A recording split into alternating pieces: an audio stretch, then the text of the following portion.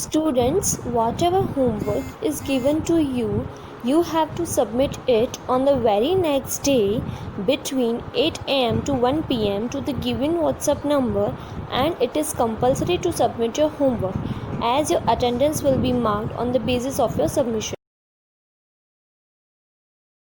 Good morning students, welcome to online classes. Today we are going to start with chapter 8, that is quadrilateral. So far you have studied about quadrilateral, but in now here we will study the different properties of quadrilateral in detail. In your previous standard you have studied that if 3 points are given, 2 points are given, 2 points make a line. If 3 points are given, and if the 3 points are given, if the 3 points are collinear, if the given 3 points are collinear, they will form a line. Suppose these three are the point. If they are collinear, they will form a line. If the 3 points are non-collinear, in this case, 3 points are non-collinear. In this case, they will form a triangle. Let these 3 points are A, B, C. Here the 3 points are also A, B, C. If the 3 points are given, if they are collinear, they will form a line. If they are non-collinear, in that case, they will form a triangle. Now we will consider if 4 points are given.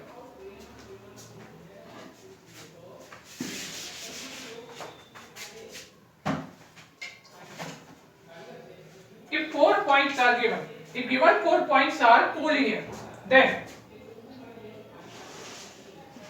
if given 4 points are collinear, these are the 4 points which are collinear. If they are collinear, they will form a single line.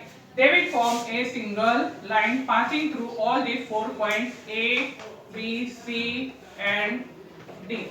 If these 4 points are in such a way that 3 points are collinear and 1 point is not lying on that part, so in that case it will form figure like this.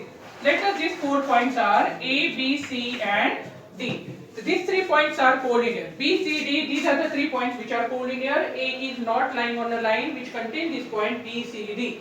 So in that case the geometric figure which is formed is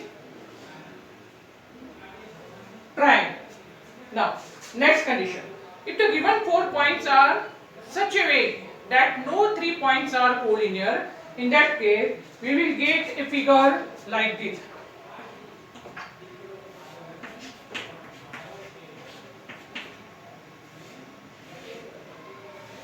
So this ABCD is a quadrilateral. ABCD is a quadrilateral. Next condition, the given 4 points are lying in such a way, then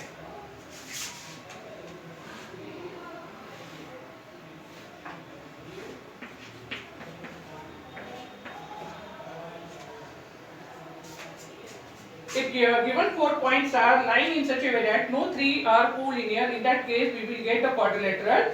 These are the two different types of quadrilateral. This quadrilateral and this is also quadrilateral. This is convex and this quadrilateral is known as concave.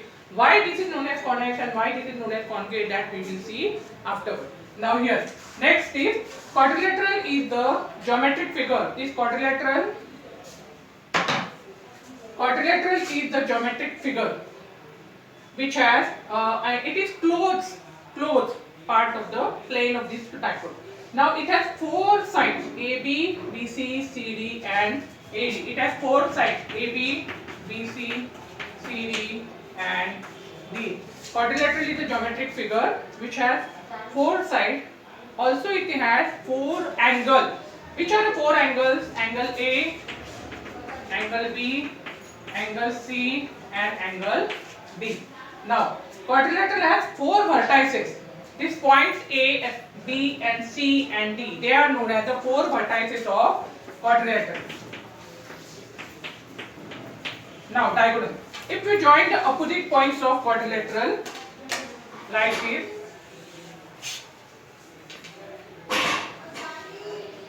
they will form the diagonal.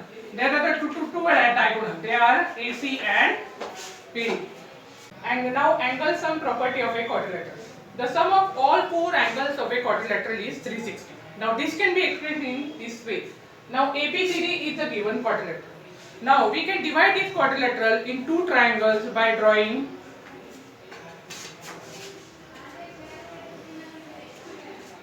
diagonal AC.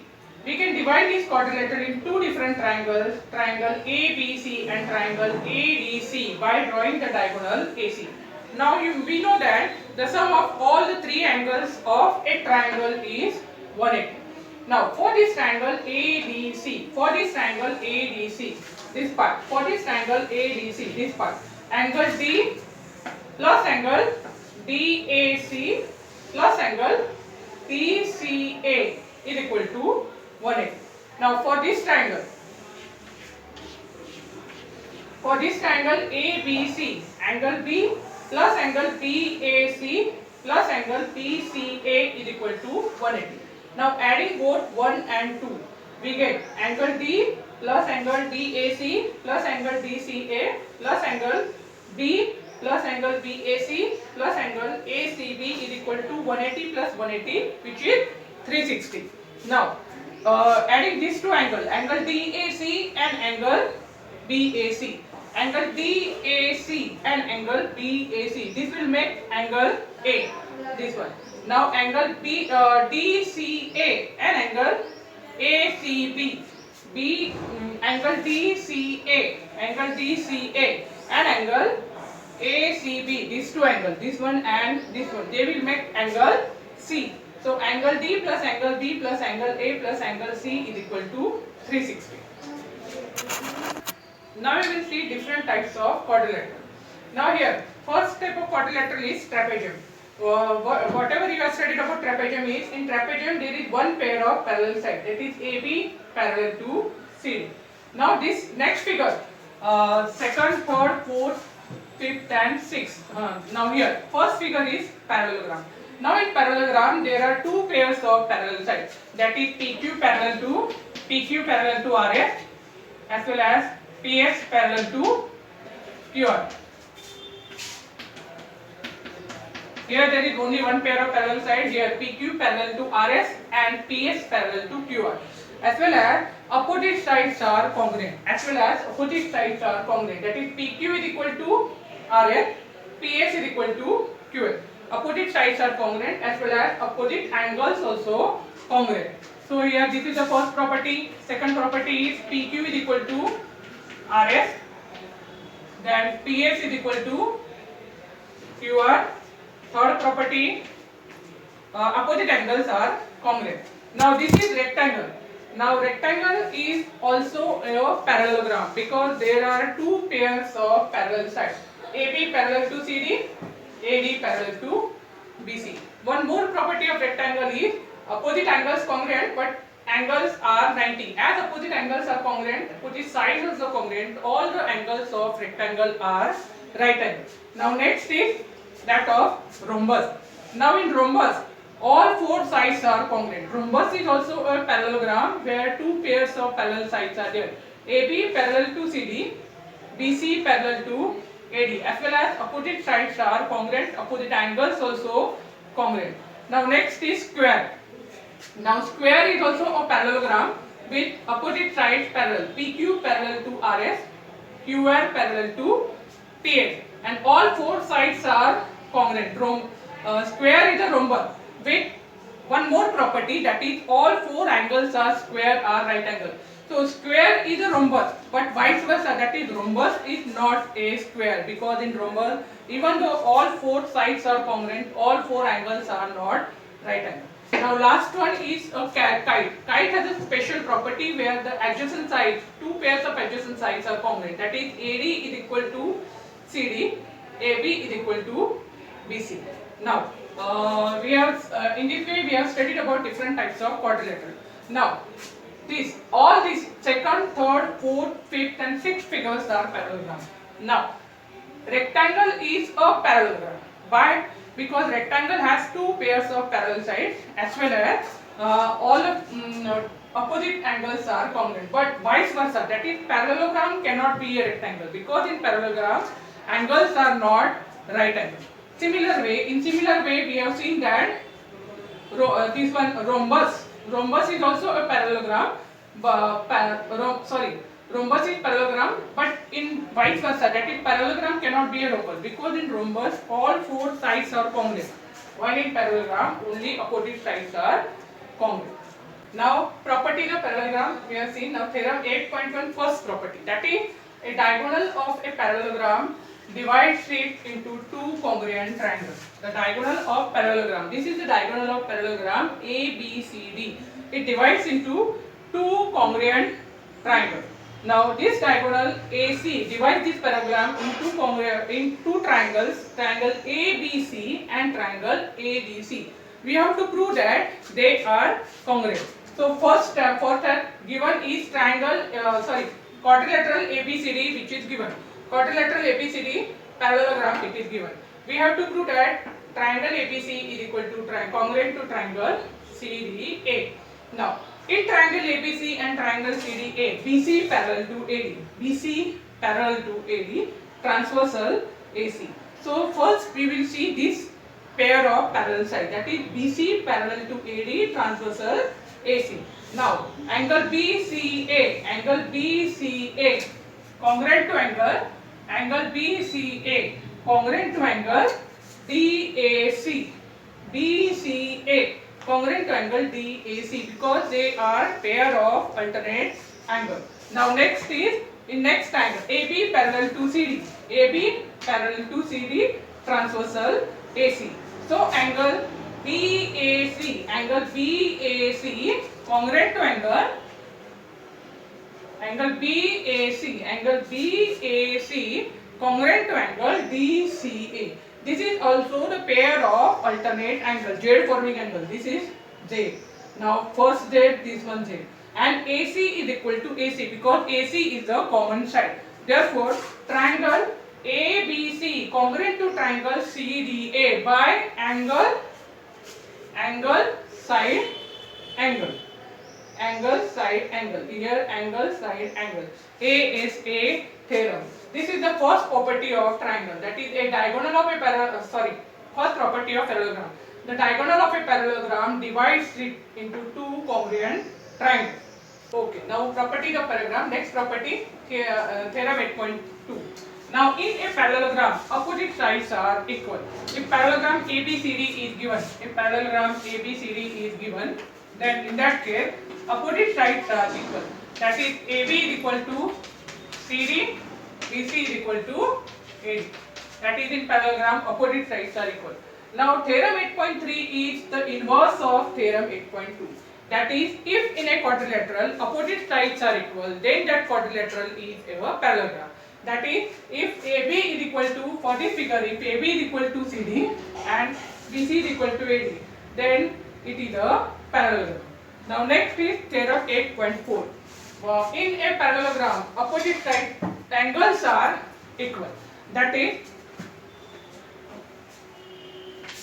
for this parallelogram ABCD, angle A is equal to angle C, angle B is equal to angle D.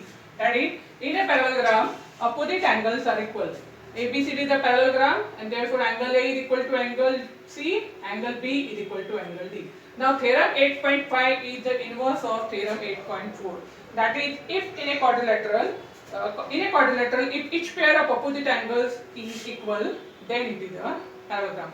If quadrilateral is given, ABCD is given, and each pair of opposite angles is given, that is angle A is equal to angle C, angle B is equal to angle D. In that case, this quadrilateral ABCD is a parallelogram. Next is the diagonals of parallelogram bisect each other.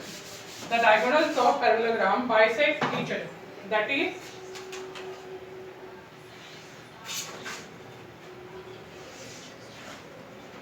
AC and BD are the two diagonals of parallelogram.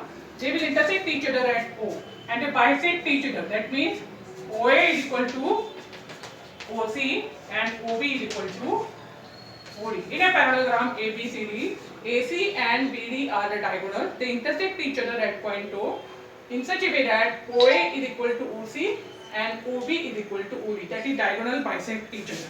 Now next is If the diagonals of a quadrilateral bisect each other, then it is a parallelogram. If the quadrilateral is given, AC and BD are the diagonals of quadrilateral, and if the diagonals are bisecting each other, that is OA is equal to OC, OB is equal to OD, in that case ABCD is a parallelogram. Next property of parallelogram is a quadrilateral is a parallelogram if a pair of opposite sides is equal and pair of opposite angles also equal. That is, pair of opposite sides and opposite angles are equal and parallel, then it is a parallelogram.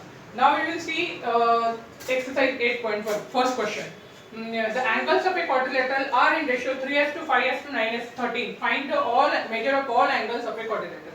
Now let the proportionality factor is x. So this is the quadrilateral. Now proportionality factor is x, and therefore measures of angles are 3 into x 3x, 5 into x 5x, 9 into x 9x, and 13 into x 13x. So as we know that the sum of measure of all four angles of quadrilateral is 360.